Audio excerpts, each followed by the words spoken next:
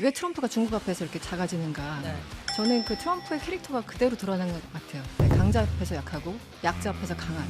이번에 베센트가 나왔다는 것은 우리 네. 입장이 조금은 받아들여지고 있다라고 저는 평가를 합니다. 그나마 트럼프 캐비넷 중에서 네. 가장 합리적이라고 볼 수 있는 친구가 베센트고요. 아 그래요. 이들이 조금 급해졌구나라는 느낌을 일단 받았습니다. 미국이? 미국이. 네, 찰리 커크 이 사망을 계기로 정치를 하는 사람들이 이것을 어떻게 보면 본인들에게 그러니까 폴리티컬한 그 포인트를 가지려고 하려는 그런 상황으로 지금 되고 있는 게 아닌가. 이제 극우 세력이나 뭐 나치즘 뭐 이렇게 옹호하는 세력들 보면은 그게 사회 곳곳에 어떤 식으로든 침투하잖아요. 네. 항상 소규모지만 있는데 이게 우리나라에까지 영향을 미친다는 게 참 문제인 것 같아요. 네, 지금 보면은 또 언제든 전쟁 나도 이상하지 않은 분위기로 가고 있거든요. 항상 그 역사라는 게 돌아가는 것 같아요. 그래서 반복되는 것 같아요. 불행하게.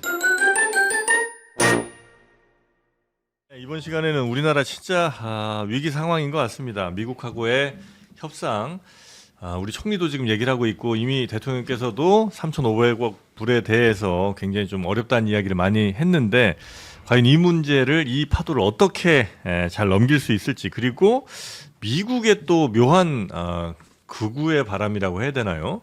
찰리 커크 사망과 관련된 미국이 꽤 큰 내부의 변화들이 좀 있는 것 같은데 그 이야기도 함께 여쭤보도록 하겠습니다. 저는 이제 오랜만에 뵙는데요. 광운대 동부가 문화산업학부 김희교 교수님 어서 오십시오. 반갑습니다. 네. 오랜만입니다. 방송 활동 굉장히 많이 요즘 하고 계시죠? 예. 네. 처음 하실 때 저랑 좀 뵙지 않았었어요, 그죠? 그렇죠. 초기쯤에. 매블쇼에서 뵀죠. 그때 저는 많이 하시겠구나 생각을 했었습니다. 감사합니다. 갑자기 사라지셔서 깜짝 놀랐습니다. 그렇습니까? 네. 자, 하여튼 오늘 잘 좀 부탁드리고요. 네, 그리고 한양대 교육대학원의 이승원 교수님도 어서 오십시오. 네, 안녕하세요. 네. 이승원입니다. 굉장히 뭐 외교 관련해서 스트레스를 많이 받으셨는지 좀 많이 수척해지신 것 같습니다. 네, 수척해진 거 맞는데요. 네. 네, 트럼프 취임 이후 특히 수척해졌어요. 그렇습니까? 고민할 게 너무 많죠. 네, 하루에도 12번씩 기사를 읽어야 돼서 네, 힘들어요. 네. 그 내용들 오늘 좀 잘 전해주시고요. 신혜영 기자가 함께해 주시겠습니다. 안녕하십니까. 네, 반갑습니다. 자, 일단 뭐 미국 내 이야기들 잠시 후에 좀 하고 우리 대통령이 유엔 총회에서 이야기한 END 있잖아요. 네. 그 관련해서 잠깐 좀 소개를 하고 넘어갈까요? 네, 일종의 이제 한반도 비핵화 구상이죠. END. 그러니까 이제 한 번에 한다기보다 단계적으로 이제 핵 개발 중단하고 축소하고 폐기에 이르는 과정을 거쳐서 한반도 비핵화 냉전의 종식을 이루자 이렇게 기조 연설을 했죠. 네. 국제사회 호응이 있을까요? 네. 근데 요거는 어떻게들 참 평가하세요? 이제 어쨌든 북한 관련된 건 이제 우리 혼자 뭘 할 수 있는 건 아닐 거 아니에요. 북한이 뭐 호응을 해주든지 아니면 뭐 반대를 하든 뭐가 있어야 될 텐데 우리한테는 너무 좀 가혹하달까 하여튼 너무 좀 심하게 북한이 얘기를 하는 것 같아서 좀 기분은 사실 안 좋거든요. 네, 그래서 이렇게 우리 대통령이 END 뭐 이런 단계별 이야기하는 것들이 북한에 좀 먹힐 가능성 아니면 국제사회의 어떤 움직임을 이끌어낼 가능성은 좀 있습니까? 북한부터 말씀드리면 예. 유엔 총회에서 대통령 발언할 때 북한 대사들은 다 철수해 버렸잖아요. 아예 안 예. 들었어요? 예. 아예 그것도 매너가 아니지 그거. 대통령실에서는 그래도 한두 명은 앉아 있었다. 뭐 이렇게 얘기를 그렇군요. 하긴 했습니다. 예. 이제 그게 상징적인 태도라고 생각하는데 예. 트럼프한테도 비핵화를 전제하지 않는 한 만나겠다라고 김정은 위원장이 제시를 했잖아요. 그 입장은 우리한테도 마찬가지라고 생각합니다. 비핵화를 이야기하지 않는 한 우리하고도 상대할 텐데요. 근데 사실 이번 유엔 총회를 기점으로 우리가 비핵화 문제에 대한 태도는 좀 애매모호했어요. 그러니까 외교부는 한미일 삼각이 모여서 완전한 비핵화를 주장했고요. 네. 그게 G7이 받아서 또 완전한 비핵화를 하겠다라고 했고 네. 대통령은 그 비핵화의 단계를 나누어서 동결부터 시작하자라는 이야기를 했고요. 네. 안보실도 기자회견을 하면서 또 그 두 개와 조금 다르게 순서 없이 하겠다 이런 이야기를 해서 네. 북한으로서는 아마도 좀 어리둥절했을 것 같습니다. 뭐가 비핵화를 진위- 하겠다라는 진심이 없다라고 판단했을 가능성이 굉장히 높다고 보입니다. 그러니까 북한은 뭐 우리랑 뭐 상종도 안 한다고 막 그런 얘기를 하고 뭐 미국이랑은 뭐 좋은 트럼프와의 추억도 있다 뭐 이런 얘기하면서 우리랑도 추억이 있을 텐데 있잖아요. 뭐죠? 그 도보다니가 어디 앉아서 있죠. 얘기했는데. 네, 이번 제가 좀 말씀드리면 네네. 그 엔드 이니셔티브라고 말을 일단 좀 예쁘게 만들기 위해서 음. 네, 안보실에서 굉장히 노력했다라는 네. 생각이 들어요. 왜냐하면 외교라는 게 거의 수사가 절반이잖아요. 그래서 음. 얼마나 아름답게 포장하는지도 굉장히 중요하고 네. 얼마나 쉽게 각인되는지도 중요하니까 아. 일단 노력을 했으나 내용을 들여다보면 사실 새로운 게 아닙니다. 뭐 네. 그 비핵화라는 게 사실 우리 90년대 초반부터 지금 30년 이상 이어져 온 일인데 세상에 새로운 게 어디 있겠어요, 하늘 아래. 그러니까 네. 그 과거에 있었던 걸 예쁘게 이제 조합했다라고 생각이 들고 네. 2005년 9.19 공동선언이 있었습니다. 그때 육자회담이 있었죠. 그래서 거기서 이제 비핵화 목표를 밝혔지만 그 이후로 흐지부지 됐고 네. 2018년 6월에 싱가포르에서 북미 정상회담을 만나서 4개 조항으로 된 공동 성명이 또 있었죠. 네. 거기에 나왔던 뭐 비핵화랄까 북미 간의 관계 개선이랄까 이런 것들이 다 나왔던 얘기인데 네. 다시 그냥 예쁘게 조합을 했을 뿐이에요. 그래서 구조를 설명드리면 전체적으로 그 엔드라는 거는 교류, 관계 정상화, 비핵화라는 전체적인 구조를 얘기하는 것이고 그 안에서 중단, 축소, 폐기라는 거는 이제 비핵화할 때 구체적으로 단계적으로 어떻게 이행할 것인가를 얘기하는 거거든요. 그래서 전체 혹은 구체적인 이제 방안을 크게 얘기를 한 거고 왜냐하면 기조연설 15분 동안 자세하게 일일이 구구절절 얘기할 수 없어요.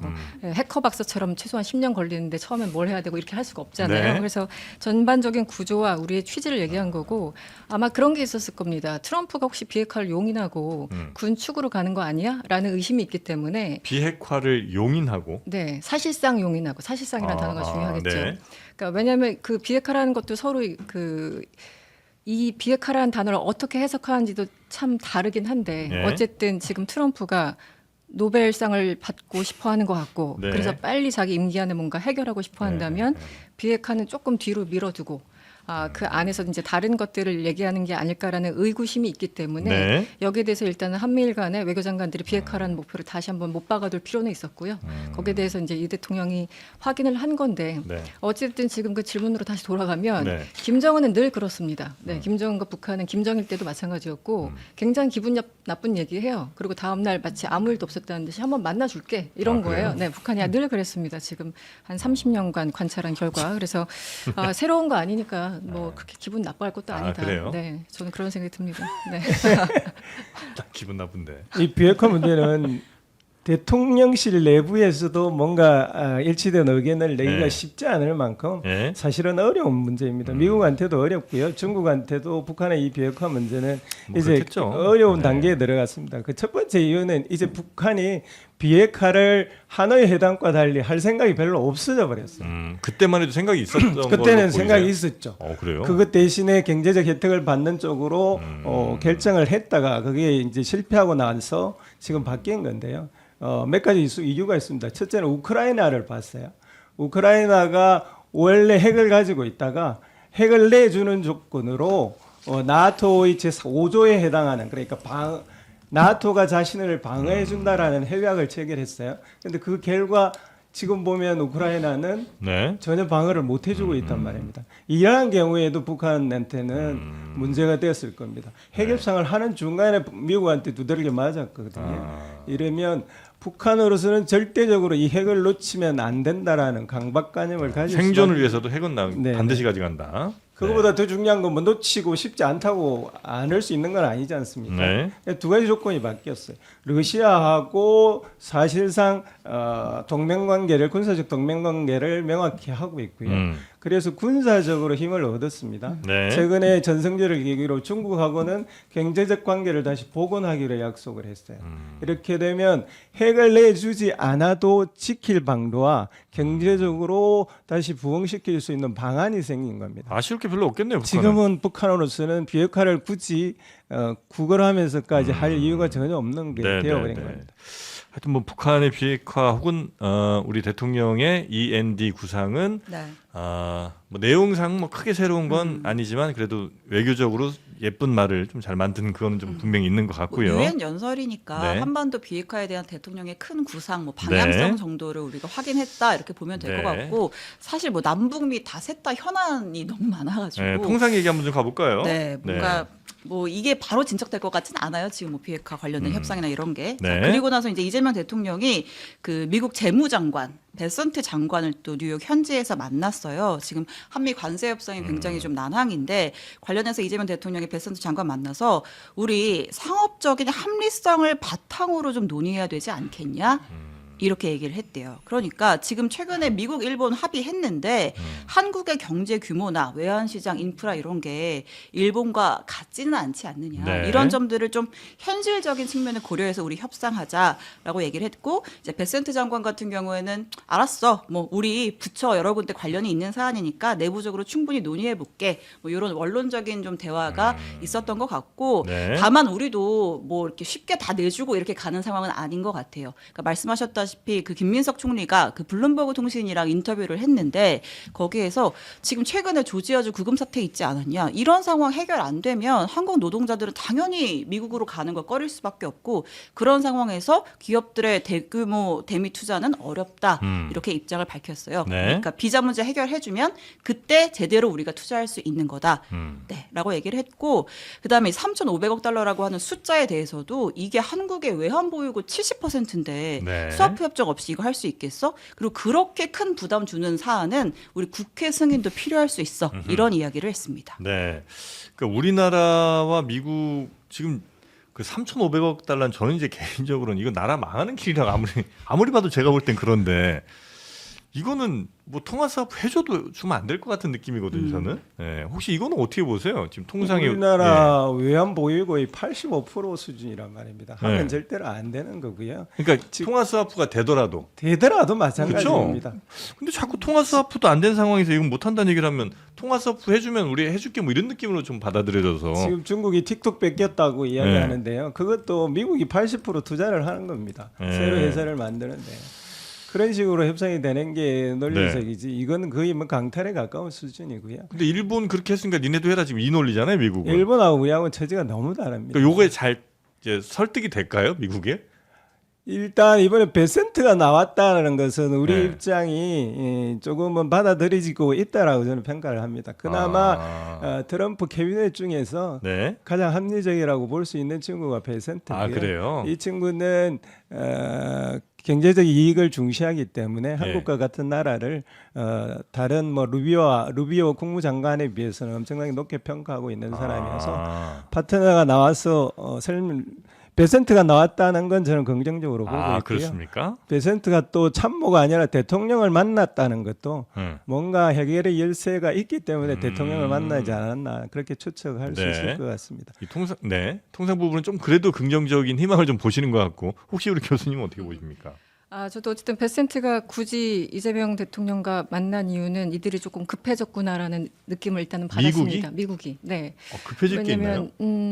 왜냐면 자기네들 뜻대로 일본처럼 될 거라고 기대를 했기 때문이겠죠. 하지만 일본과 한국은 다릅니다. 네, 여러 가지 다르죠. 정서적으로나 물리적으로나 아니면 경제적인 수준이나. 그래서 이재명 대통령은 처음에 한국 동맹을 강조합니다. 그리고 이 동맹이 유지되기 위해서는 경제와 안보가 중요하다고 얘기를 하면서 3,500억 달러 이건 너무 힘들다. 네, 통화 수업보다 안 해주면서 가로 열고 이제 그런 얘기가 있었겠죠. 그리고 또 하나는 일본과 다르다는 얘기를 분명히 했습니다. 네, 한국과 일본은 분명히 다르고 왜냐하면 경제 규모도 다르고 그렇죠. 외환 보유액도 다르고 여러 가지 네. 다르기 때문에 일본처럼 우리를 상대하지 말아라는 얘기를 강력하게 오늘 한 것으로 보이고요. 저는 사실 이제 베센트의 워딩이 훨씬 더 인상 깊었는데 미국에 있어서 한국이 매우 중요하다고 얘기를 합니다. 그렇게 운을 떼고 그리고 조선업이 특히 중요하다고 얘기하면서 조선. 트럼프 대통령을 다시 한번 소환합니다. 트럼프 대통령도 말했듯이 조선이 정말 중요해. 그래서 한국이 우리를 도와줘야 돼라는 얘기를 하는 그 과정들이 있었는데요. 그걸 보면 지금 우리 그 외교 협상단이 상당히 버티고 있구나라는 느낌을 받았고, 네 거기에 또 힘을 주기 위해서 우리 김민석 총리가 또 한마디 하셨죠. 네, 그래서 약간 약간 속도 조절 혹은 약간 강온을 조절하면서 대통령은 약간 그 온화한 얘기를 하고 그나마 총리는 좀 세게 얘기를 하면서 역할을 좀 나눠서 왜냐면 러트닉 상무장관이 정말 이상한 얘기 많이 하는 분이잖아요. 그걸 베센트가 정리해주고 트럼프가 정리해주고 약간 이런 서로 역할 분담이 있거든요. 어느 나라나 그게 필요하죠. 그래서 위성락 실장이 얘기하는 것과 현장에서 그 내고를 하는 사람이 얘기하는 것과 대통령이 얘기하는 건 분명히 좀 온도차는 있을 수 있는데 네네. 그것이 서로 정리가 안 된 것이 아니라 전 역할 분담으로 보고 베센트가 왜 저렇게까지 얘기했는지 한번 생각해볼 필요는 있다. 그리고 어쨌든 결론은 우리 협상단이 매우 잘 버티고 있는 버티고 상황이다. 저는 그런 인상을 받았어요. 근데 네. 이 숫자가 바뀔 가능성은 없는 거예요? 3,500억 달러. 3,500억 달러라고 하는 숫자 자체는 아, 한미 뭔- 정상회담에서 나온 숫자잖아요. 그거는 트럼프가 네. X에 썼기 때문에 네. 네, 그 자체는 물론 그렇긴 네, 한데 웬만한 그 그럼 이제 조약보다 훨씬 더 결국은 강력한. 우리가 요구하는 건 3,500달러는 숫자 안에서 어떤 방식으로 투자를 할지 네. 지금 이제 그거를 논의한다고 보면 되는 건가요? 그렇죠. 그러니까 우리가 처음에 그나마 선방했다고 하는 게 일본에 비해서 우리가 그나마 선방했다. 그래도 한 15%로 잘랐으니까 괜찮다고 했지만 네. 사실 그 내용은 무조건 안 좋은 거였잖아요. 없던 관세가 생기는 거니까. 근데 어쨌든 3,500억 달러를 못 박았는데 처음에 김용범 실장이 그 관세 협상 타결되자마자 나와서 브리핑한 내용을 보면은 우리가 이제 대출 보증해주는 약간 우리 마이너스 통장 예를 네. 들면 기업이 뭐 하면 지원해주는. 근데 점차 이게 바뀌더니 이재명 대통령도 그 얘기를 하죠. 전액 현금으로 지금 요구하고 있다라고 네, 까지 네, 얘기를 네, 하고 네. 있으니까 네. 처음에 합의를 했으나 서로 다르게 해석을 했거나 처음에 합의는 했으나 서로 다르게 해석하려고 노력하고 있거나 뭐 이런 상황 같아요. 네, 그래서 3,500 그 숫자는 솔직히 잘 모르겠습니다만 그게 한 100년 동안 3,500억 달러면 뭐 모르겠습니다만 네 그거는 이제 내부적으로 조율을 네. 해봐야 되겠죠. 근데 근데 뭐 하여튼, 일본 같은 네. 경우는 그냥 아예 뭐 며칠 딱 날짜 잡아갖고 날짜 박아놓고 거기 안에 그 해당 계좌로 돈 넣어라 이거잖아요. 예. 그러니까 일본은 완전히 실패한 협상이고요. 예. 우리는 이제 3,500달러를 낮추는 방법도 있을 테고 또 하나는 EU처럼 EU 국방비 5% 증가시킨다 그랬는데요. 네. 기간 기간 길게 잡고요. 디테일은 우리가 알아서 하겠다라고 이제 악마의 디테일을 가져가면 됩니다. 우리도 3,500불을 트럼프가 자기 체면 때문에 지킬 수밖에 없다면 네. 그 디테일에서 얼마든지 조정을 할 수 있는 거고. 그러니까 원래 우리도 뭐 보증서 주고 뭐 이런 정도는 이제 네. 하려고 했었잖아요. 네, 그렇죠. 예. 그런 방식으로 피하는 협상을 해야 됩니다. 예, 또 우리가 이제 결정할 수 있는 뭐 이런 거 좀 해주면 되는데 미국이 다 결정하게 하고 또 이익 나면 미국이 뭐 90% 가져가고 이런 너무 좀 날강도 같은 약탈적이죠. 그렇죠. 네. 너무 약탈적이잖아요. 미치광이 전략. 근데 유독 트럼프가 우리랑 뭐 일본 다 뭐 EU한테는 미치광이 전략 펴는데 왜 이렇게 중국 앞에서만 정상인인 척을 하는 거예요? 왜 이렇게 중국에게는 유한 태도를 보입니까? 결국은 힘의 문제인데요. 일단 뭐 중국은 사이즈가 크고요. 뭐 미국 그 실질적 GDP는 미국을 초과했고 명목 GDP도 미국의 70%에 되니까 국가 네. 사이즈가 크니까 함부로 못 대하고요. 이제 그보다 더 중요한 것은 중국은 준비가 잘 되었습니다. 왜냐하면 중국이 맨 처음 미국으로부터 두드려 맞기 시작했거든요. 아, 그러니까 일기 때부터. 예, 일기 때부터. 네. 예, 일기 때 상대를 해보니까 예를 들어서 뭘 요구를 했어요 미국이. 그래서 맞춰줬습니다. 근데 또 요구를 더 하는 하죠, 거예요. 더 하고. 예, 네. 계속 앞으로 우리나라도 그럴 가능성이 높습니다. 이 문제에 대해서 우리는 준비를 해야 되는데 네. 중국은 그래서 지난 10년 넘게 그것을 준비를 했어요. 음. 두드려 맞아도 괜찮을 수 있는 방법으로 우선 이제 무역 수출 분야를 무역을 많이 낮췄어요. 보통 한 40% 아, 최대는 60%까지 갔었는데 그 중국 전체 경제 GDP에서 규모에. 수출 규모를 낮췄고요. 네네. 40% 정도로 떨어뜨렸고 또 하나는 미국 대미 수출을 확 떨어뜨렸어요. 최근에는 10% 초반대까지 떨어뜨렸습니다. 네네네. 그러면 사실 미국이 관세 문제 같은 걸 아무리 해도 별 영향력이 없거든요. 그보다 더 중요한 것은 미국을 공격할 수 있는 카드들을 많이 만들었어요. 아, 히토리 뭐 이런 거요. 예, 히토리가 대표적이죠. 음. 그리고 중국이 제조업을 확실하게 가지고 있기 때문에 그 네. 제조업이 미국의 소비자들한테 결정적인 타격을 줄 수 있는 무기가 되는 거거든요. 히토리가 그 중심에 있고요. 네. 그런 것 때문에 지금 미국이 때리고 싶어도 더 때리지 않고 네. 중국은 준비가 되어 있기 때문에 때리면 맞대응해서 계속 때리고 이렇게 돼서 지금 현재 스코어가 어떠냐면 30% 10%입니다. 미국은 중국한테 관세 30% 네. 받겠다고 그러고 있고요. 중국은 미국한테 10%예요. 그 차이가 20%밖에 안 됩니다 지금. 일찍 두드려 맞은 게 오히려 약이 좀 된 경우라고도 할 수 있겠군요. 그렇죠. 네. 이제 우리도 앞으로 두드려 맞을 것을 계속 두드려 맞을 것을 준비해서 아. 미국의 목줄을 잡을 수 있는 카드들을 마련을 해야 됩니다. 우리 그럴 정도는 힘은 네. 있거든요. 우리 미국에 좀 이렇게 두드려 팰 것까지는 아니지만 좀 뭔가 이렇게 강력하게 좀 맞설 만한 거 우리는 뭐 좀 있을까요? 반도체? 우리요. 뭐 반도체 조선 뭐 여러 가지 있겠죠. 근데 네. 저는 항상 우리가 몸은 엄청나게 컸는데 자꾸 외교가 굉장히 너무 제한적으로 이루어지는 게 아닌가 하는 불만을 굉장히 오랫동안 가졌던 사람이거든요. 제한적으로 이루어진다. 그러니까 겁이 많다는 거죠. 아. 네, 미국 말에 항상 굽신굽신하던 그런 굳이 그럴 스탠스를- 필요 없는데. 네네. 왜냐면은 어렸을 때는 일단 좀 성장해야 되니까 우리 GDP 뭐 얼마 안 됐을 때는 네. 한 50년 전, 40년 전. 하지만 우리나라 지금 GDP 규모가 어떻습니까? 국방비는 어떻습니까? 국방력은 네. 등등 우리 어떤 전체의 성장에 비해서 외교력은 여전히 한 30년 전 수준에 머물러 있다는 생각이 들고요. 아까 그 기자님이 말씀하신 거 재밌었는데 왜 트럼프가 중국 앞에서 이렇게 작아지는가? 네. 저는 그 트럼프의 캐릭터가 그대로 드러난 것 같아요. 네, 강자 앞에서 약하고 약자 앞에서 강한. 그래서 처음에 트럼프 1월 20일 날 취임하자마자 때린 게 동맹국들이었잖아요. 네. 제일 가까이 있는 캐나다, 멕시코 때리고 유럽 때리고 한국, 일본 때리고. 그런데 중국에 대해서 어떻습니까? 지금 90일 유예 해가지고 지금 10월 달까지 맞잖아요. 11월 달까지 가겠죠.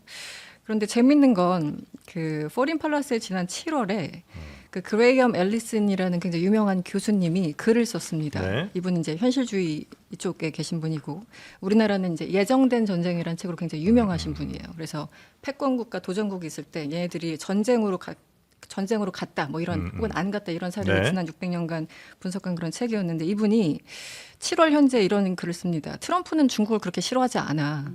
다른 매파들이 워싱턴 매파들이 그렇게 욕을 하지만 트럼프 워딩 내가 분석을 다 해봤는데 시진핑 좋아한다 만나고 싶다 이런 얘기만 했다는 거예요. 추파를 계속 던졌다. 두 번째 추파를 던졌대요. 추파를 던졌다. 뭔가 이렇게 나쁜 말 안 했다. 사실은 이제 트럼프는 시진핑에 대해서 혹은 김정은에 대해서 항상 좋은 말만 하잖아요. 푸틴도 별로 안 싫어하는 것 같고. 네, 8월 15일 전까지는 엄청나게 레드카펫 깔아주기 전까지. 네. 그래서 트럼프는 강한 자들에게 약하다고 이 교수가 또 쓰고 그러면서 11월 경에 굉장히 우호적인 메시지가 의외로 나올 수 있어. 미중 간에 이런 예측을 하더라고요. 이제 11월 얼마 안 남았죠. 네. 그리고 가장 핵심적으로는 내년 중간 선거가 있는데 중간 선거에 이기려면 다 무엇보다 경제가 중요하잖아요. 뭐 어느 그렇겠죠. 나라나 선거는. 예. 그런데 중간 선거 한마디로 경제를 살리기 위해서는 네. 중국이 필요하다는 걸 트럼프가 누구보다 잘 알기 때문에 음.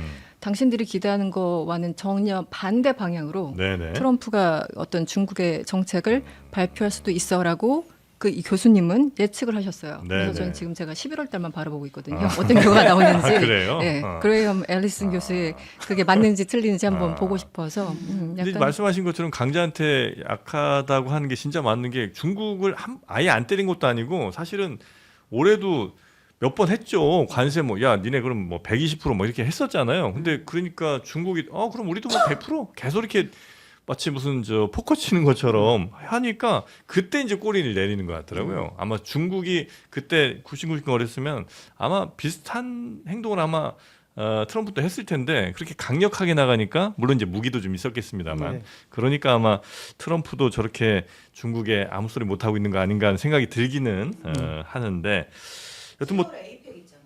우리나라 경주에서 그때 둘이 만난다는 거죠? 둘 다 온다고 하니까 거기서 약간 그런 유화적인 메시지 예고편 같은 거를 좀 볼 수 있을까요? 시간의 문제이지 둘은 협상을 할 수밖에 없는 양국의 상황이 있고요. 네. 그래서 이제 에이펙을 계기로 스몰 딜이나 빅 딜을 이루어질 가능성은 있습니다. 뭐 스몰 딜, 빅 딜을 어떻게 정의하느냐에 따라 다르겠지만 저는 스몰 딜은 관세 협상을 포함한 경제적 딜에 멈추면 스몰 딜이라고 보고 있고요. 네. 빅 딜은 안보 문제까지 포함해서 미중 간의 딜을 성공시키면 이른바 그랜드 바겐이라고 미국에서는 부르던데 그렇게 빅 딜을 성공시킬 가능성도 네. 이제는 열렸다고 보여집니다. 우선은 트럼프 자신이 벌써 우리는 아펙 회의에서 시진핑을 만날 거야라는 이야기를 했고요. 또 그게 잘 되면 중국에 가서 시진핑을 만날 것이다라고 얘기를 했는데요. 네. 아펙 회의에서 빅딜까지 나올 가능성은 별로 없지만 스몰딜은 충분히 있을 가능성이 있다라고 보여지고 네. 더 나아가서는 빅딜도 충분히 앞에 이성훈 교수님 말씀하신 대로 가능성이 열리고 있다고 생각합니다. 두 그렇습니다. 가지만 말씀을 드리면 하나는 이번에 미국이 2025년 국가 방위 전략이라는 걸 발표했어요. 근데 이게 얼마나 정말 놀라운 일이냐면 지금까지 세계가 모두 알고 있기는 미국의 국가 방위 전략이 중국과 러시아를 견제하는 것으로 구축되어 있었고 그렇게 예. 알고 있었거든요. 예. 그걸 완전히 바꿔버린 거예요. 본토 방위 중심으로 가겠다라고 본토요? 예, 미국 본토.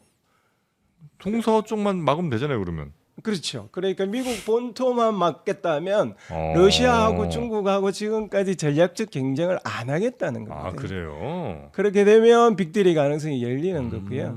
트럼프 혼자만 할 수 없죠. 위원들이 상하원 위원들이 그러게. 도와줘야 되는데 지금 2019년 만에 처음이니까 예. 한 6년 동안 안 했던 하원 대표단이 중국에 가 있습니다. 그러면서 잘해보자라는 이야기를 하고 있어요. 아, 그래요. 그래서 미중 간의 화해의 분위기가 계속 조성되어 있고 네네네. 아펙을 전후로 스몰 딜 정도는 나올 가능성이 굉장히 높아지는 것 네, 같습니다. 진짜 11월에 뭔 일이 터지는지 한번 저도 지켜보도록 하겠습니다. 그리고 미국의 내부적으로는 지금 우리는 잘 못 느끼는데 네. 한 사람의 죽음 물론 이제 피살된 겁니다만 그게 미국 전체에 지금 굉장히 큰 영향을 주고 있는 모양이에요. 요새 기사에서 찰리 커크라는 네. 말 진짜 많이 들어보셨을 거고 트럼프가 직접 언급도 많이 했고 국내 네. 정치권에서도 계속해서 좀 소환이 되고 있는 인물인데 찰리 커크 93년생이에요. 되게 젊은 나이고 네. 이제 총격 사건으로 숨졌는데 터닝 USA라고 하는 우파 그러니까 뭐 극우 성향의 정치 단체를 운영하고 있던 인물인데 최근에 총격으로 숨졌고 추모식을 열렸는데 거기 뭐 트럼프, 뭐 벤스, 그러니까 대통령, 부통령의 머스크, 마가 진영의 어떤 주요 리더들 인사들 다 왔더라고요. 다 참석을 했고 네. 10만 명이 모여들었습니다. 근데 트럼프가 이 좀 커크의 죽음을 두고 좀 약간 정치적인 메시지를 계속해서 내고 있어요. 그러니까 이 배후에는 좌파 단체의 음모가 있는 거고 우리는 그들을 적이라고 생각한다. 그들과 싸우겠다. 네. 이렇게 굉장히 강경한 메시지를 내면서 좀 마가 진영을 결집시키는 이제 그런 움직임들이 현재 미국에 있습니다. 네, 그 찰리 커크라고 뭐 아시는 분들도 계시겠습니다만 그 대학들 돌아다니면서 네. 대학생들이랑 뭐 이렇게 토론 배틀 같은 거 맞아요. 예, 많이 했던 그런 Prove me wrong이라고 해서 네. 내가 틀렸다는 걸 증명해라고 하면서 음. 대학가 돌아다니면서 토론 배틀 뛰고 다니던 사람이에요. 맞아요. 그리고 유튜브로 영상 올리고 예. 그걸로 굉장히 유명해진 사람인데 이 정도로 저는 영향력이 있는 사람인 줄 몰랐었거든요. 근데 미국 이게 그 정도로 영향력 있는 사람인지 아니면 지금 현재 트럼프랑 이른바 보수 정치 마가 세력들이 이걸 좀 정치적으로 더 이렇게 활용을 하는 건지는 뭐 제가 잘 모르겠습니다. 이 부분은 어떻게 좀 해석해야 됩니까? 영향력이 있는 인물 맞습니다. 예. 왜 영향력이 있냐면 트럼프가 바이든한테 선거에 패배한 이유가 네. 트럼프는 젊은 층이 지지하지 않았다라고 판단을 했어요. 그런데 이 찰리 커크는 젊은이들의 표를 조직적으로 상당히 동원할 수 있는 능력을 가진 인물이 되어 있습니다. 네. 그러니까 트럼프 나아가서는 공화당에게는 이 찰리 커크가 움직였던 젊은 층의 표심이 매우 굉장히 중요했구나. 중요한 거기 때문에 네. 이들에게는 굉장히 중요한 인물로 될 수밖에 없는 상황입니다. 그래서 그러면 사망 이후에 지금 이제 마가 세력들이 더 집결하게 되면 또 그 반대편에 있는 사람들은 더 또 저쪽으로 갈 거 아니에요. 그래서 굉장히 양분이 더 심해질 것 같은데 이 죽음 이후로 더 그런 양극화 혹은 뭐 양분이 더 극단적으로 갈 가능성이 좀 높겠습니까? 어떻습니까? 저는 기본적으로 지금 새로운 메카시즘이 시작되고 있다고 봐요. 메카시즘이? 미국에서. 네. 그 수십 년 전 사실 이제 영화 속에나서 볼 수 있고 옛날 네. 자료 찾으면 흑백 영화처럼 이제 나오는 그 장면인데 다시 한번 메카시즘의 어떤 그런 분위기가 미국에 상당하다는 걸 이번에 찰리 커크의 사망 사건 이후로 저도 이제 느꼈던 건데 뭐 방송인들이 막 갑자기 잘리고 뭐 이런 경우도 네, 있더라고요. 뭐 다시 돌아온 사람들도 예. 있지만 그런데 이게 어떤 거냐면 예.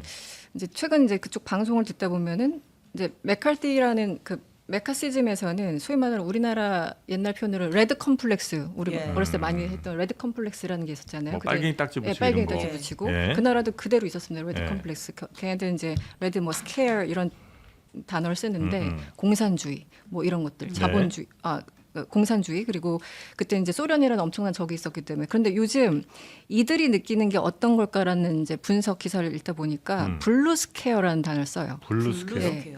그러니까 진보 진영에서 갖고 있는 혹은 민주당에서 갖고 있는 그 의제가 본인들의 영역을 완전히 침투시킨다는 거예요. 파괴시킨다는 겁니다. 한마디로 미국이라는 거는 유럽에서 이제 건너와서 이 역사를 만들고 이 엄청난 나라를 만든 거는 네. 백인 남성 중심의 사회여야 되는 건데 갑자기 여성들이 인권을 얘기하고 평등권을 얘기하고 트랜스젠더가 나타나서 또 권리를 얘기하고 있고 유색 인종들이 백인들의 영역을 다 차지하는 것 같고 이런 모든 진보 진영의 의제들이 마치 당시 레딕 스퀘어처럼 지금 이들을 압도하고 있다고 느낀다는 거예요. 동의하지 않지만 그들은 이렇게 느낀다는 겁니다. 어쨌든 그런 분위기가 있는 상황에서 트럼프라는 그 외계인 같은 이 분이 이제 백악관을 차지하고 있으니까 여기에서 훨씬 더 이 정치적인 힘을 훨씬 더 많이 받게 되는 그런 상황인 거죠. 그래서 네. 말씀하신 것처럼 추모식에 10만 명이 왔고 5시간 추도식이 진행이 됐고 예. 거기에 한 10명 정도가 연설했는데 그중에 3명이 장관급이었어요. 마크 루비오도 있었고 트럼프도 당연히 있었고요.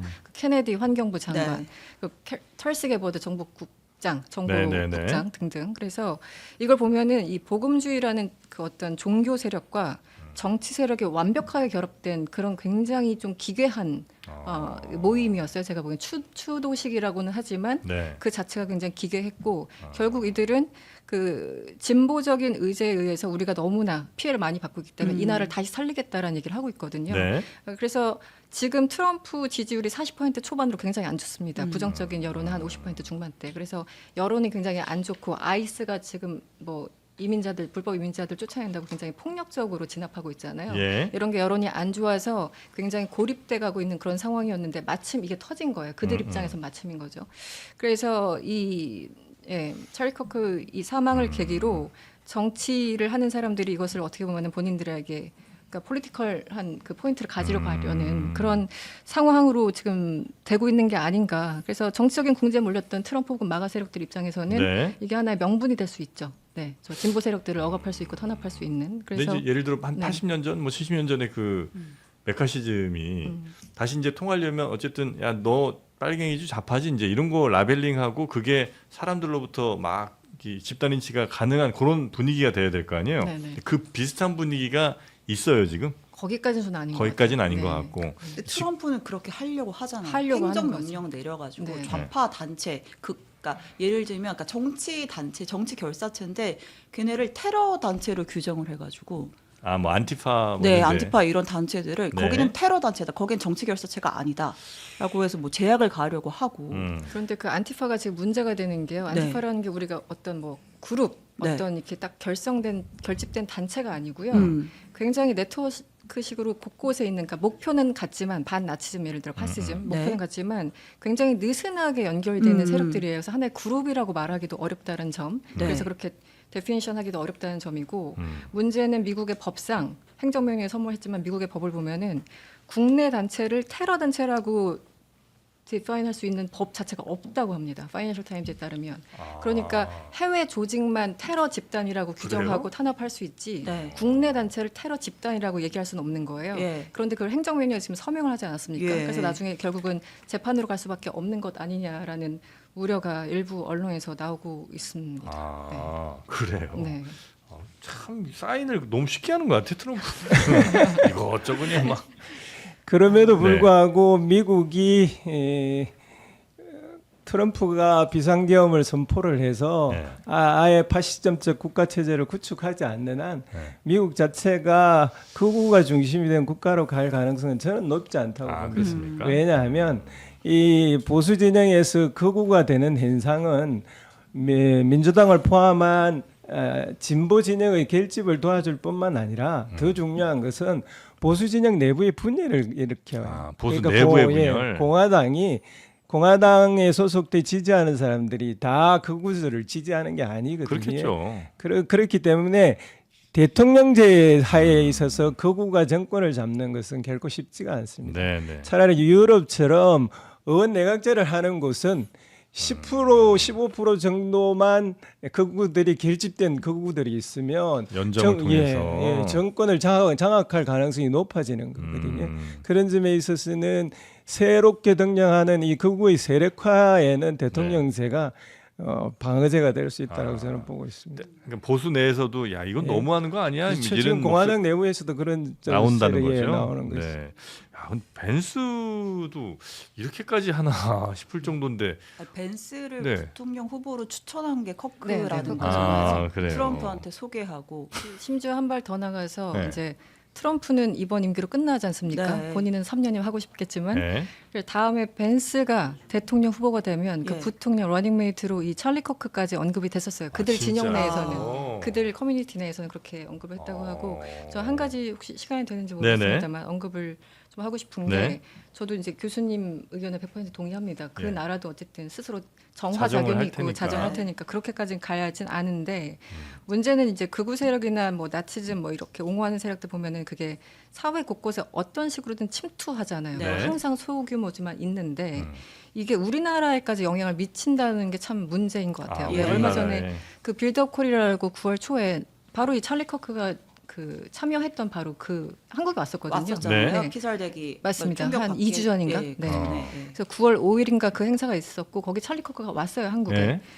거기에 한 몇천 명의 사람들이 관중들이 모였는데 대부분이 10대, 20대 젊은 친구들이에요. 네.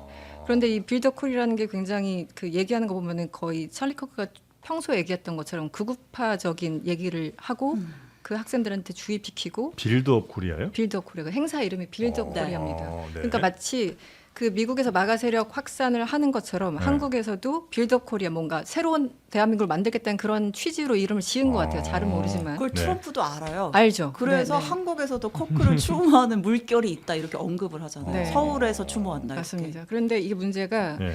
며칠 전에 열렸던 그 추모식에서 마크 루비오 국무장관이 나와서 연설을 하는데 사실은 한국에 있던 찰리 커크가 나한테 연락이 왔었어. 한국에서 종교 탄압이 있다고 난 얘기를 들었어. 그래서 자세히 나에게 얘기를 해주기로 했어. 그러면서 이제 에피소드를 설명하는 겁니다. 네, 네, 네. 그런데 한 나라의 국무장관이 10만 명이 집결한 그곳, 유튜브로는 훨씬 더 많은 사람들이 봤겠죠. 여기에서 한국을 언급하면서 이 우파 세력들 간에 서로 말도 안 되는 뭐 부정선거랄까? 아니면 뭐 종교 탄압, 요즘 이제 특검 조사 얘기하는 거 네네네. 같은데 그런 거에서 언급한다는 건 이들이 굉장히 무섭게 연결돼 있다라는 느낌을 받았거든요. 그래서 우리는 뭐 그 음모론자 로라 루머나 뭐 이렇게 찰리 커크나 이런 사람들 뭐 말도 안 되는 소리 뭐 이렇게 무시할 게 아니라 어쨌든 네. 그 사람들은 실존하는 거고 네, 네. 이 정계에 있는 사람들에게 영향을 미치니까 우리 입장에서는 어쨌든 와치를 해야 될 수밖에 없는 그런 그러네요. 상황. 그게 굉장히 좀 불행한 거죠. 네. 그 지금 네. 미국의 정계에 중요한 위치에 있는 사람들이 지금 그런 목소리를 듣고 있어요. 있다는 네, 거죠. 네, 네. 우리로서는 매우 설마 저런 목소리에 귀를 기울일까 그렇죠. 싶은 그런 목소리들에 휘둘릴 수도 실제로 있다. 그 아스팔트에서만 그 목소리가 네. 나오는 게 아니고 그렇죠. 그 제1야당 대표 장동혁 대표가 직접 언급을 하잖아요. 페이스북에 글도 올려서 찰리 커크를 추모하고 그리고 한글에서 그 종교 탄압 얘기가 나와요.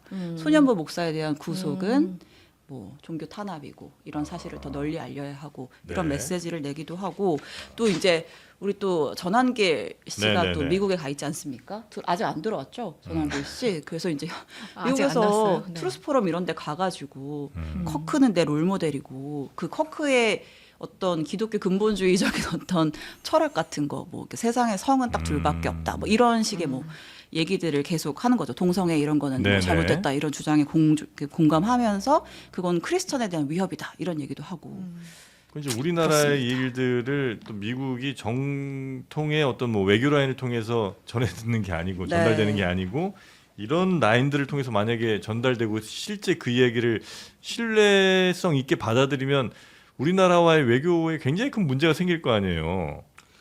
예, 미국 중심의 극우가 전 세계적으로 네트워크화하고 있고요. 예. 지금 기자님 말씀하신 대로 조직도 한국에서도 조직도 만들어지고 있고 실제적으로 자금도 들어오고 있는 것으로 아, 그래요? 지금 확인되어 나가고 있거든요. 따라서 이것이 아주 심각한 우리 국내의 문제화될 가능성은 매우 높아져 있는데요. 이제는 크게 봐서 안심할 것은 이들이 우리나라 정부 조직화되어서 우리나라 정부를 장악할 수준으로 갈 가능성은 역사적으로 봐서는 별로 없다. 대개 그게 좌파든 우파든 세계적인 네트워크를 갖춘 나라가 그 나라를 장악하는 것은 쉽지 않다라는 우리가 뭐 코민테른 그래서 소련의 볼셰비키 혁명이 일어나고 나서 전 세계를 공산화시키기 위해서 코민테른 조직했는데 유야무야했습니다. 왜냐하면 그건 국경이라는 것이 우리가 생각하는 것보다 훨씬 힘이 세거든요. 그건 넘는 게 쉽지가 않은데요. 문제는 이들 조직들이 자금을 받고 세력화되면 우리나라가 이른바 해모의 국가가 된다는 겁니다. 엉망진창이 되는 겁니다. 서로 해모하고 헐뜯고 이렇게 해서 지금 미국에서 우리가 안타깝게 바라보고 있는 사회상들이 우리나라에서도 똑같이 벌어질 가능성이 굉장히 높아진다는 거죠. 우리가 지금 이걸 가장 경계해야 될 시점이라고 보겠습니다. 혹시 이건 그냥 개인적인 궁금증이기도 합니다만 이런 극단적인 목소리들이 뭐 양쪽 다 점점 커지고 힘을 받아가는 근본적인 이유는 혹시 뭐라고 보시는지 어떤 분들은 뭐 경제적인 또 어려움들이 오히려 이렇게 만든다는 분들도 계시고 이런 SNS, 스마트폰 뭐 이런 것들이 더 크게 만든다는 분들도 계신 것 같은데 혹시 두 분은 이런 극단적인 목소리가 점점 커지고 힘을 받는 이유는 혹시 뭐라고 보시는지 교수님 좀 짧게 말씀해 주신다면. 이게 분석이 참 여러 가지인데 네. 일단 경제적인 이유를 많이 꼽더라고요. 그러니까 네네. 이제 이게 약간 좀 역사적으로 봐야 되잖아요. 우리는 전쟁이 한번 일어나면 네. 이런 참화를 다시 겪지 않기 위해서 전쟁이 일어나지 않도록 모든 제도나 이런 것들 만듭니다. 그래서 나온 게 유엔이나 뭐 이런 것들이죠. 국제적인 기구고. 그래서 네. 80년 동안 그런 질서들이 유지됐는데 지금 보면은 또 언제든 전쟁 나도 이상하지 않은 분위기로 가고 있거든요. 네. 그게 뭐 미국의 리더십 때문인지 뭐 때문인지. 그런데 항상 그 역사라는 게 돌아가는 것 같아요. 항상 반복되는 것 같아요. 불행하게도. 사람들은 이게 사회가 이렇게 됐을 때 얼마나 망가질 수밖에 없는지를 한번 경험을 했지만 역사가 좀 지나가면 약간 망각하는 거죠. 그 과거에 그걸 경험했던 사람들. 그래서 경제적으로 어려워지면 일단은 사람들이 내 공간을 확보하고 싶어 하잖아요. 대표적으로 네. 유럽 같은 경우만 보더라도 뭐 그 메르켈 총리가 리더십을 발휘해서 난민들, 시리아 난민들 등등해서 다 받았지만 결국은 저 사람들 때문에 내 집값이 올라가는 것 같고 저 사람이 내 일자리를 빼앗는 것 같고 왠지 저 사람들 때문에 범죄율이 올라가는 것 같고 전혀 과학적인 근거 없습니다. 네네. 뭐 집값은 약간 논쟁의 여지가 있겠지만 그래서 계속 어떤 그 정반합 이게 서로 작용 반작용이 있는 것 같아요. 그래서 네. 요즘은 경제적인 그 이유가 가장 크다고 일단 생각을 하고요. 그 네. 외에도 항상 극우 세력들은 어느 시대나 그 비율의 문제였지 이제 존재하니까 그들이 이제 요즘 SNS나 유튜브나 이런 걸 통해서 훨씬 더 이제 확증 편향을 더 이렇게 네. 넓히는 그런 게 훨씬 더 어떤 그 매개를 통해서 강화되고 있는 게 아닌가라는 생각이 듭니다. 네. 근간에는 하여튼 경제적 이유가 가장 크게 좀 자리 가장 잡는 클 것 것 같다. 같아요. 혹시 네. 예, 말씀드린 데서 뭐 예. 말씀 안 하신 거 한 두 가지만 추가를 하면 간단하게 말씀드리겠습니다. 하나는 미국이 만들어 놓은 세계 질서가 무너지고 있어요. 그 이 영향이 상당히 큽니다. 그 세계 질서에 따라서 각각 국가별로 이른바 권위주의적 체제 질서를 유지하고 있었던 것들 그게 네. 흔들리고 있기 때문에 이런 남성 중심주의적 가부장적 질서를 포함해서 상당히 흔들리기 있기 때문에 거기에 대한 불안감, 동요 같은 것이 일어나고 있는 측면을 하나 고려를 해야 되고요. 네. 하나는 지금 세계가 고도성장에서 저성장 국면으로 다 들어섰거든요. 이것이 특히 청년층에게는 굉장한 미래의 불안으로 나타나고 있습니다.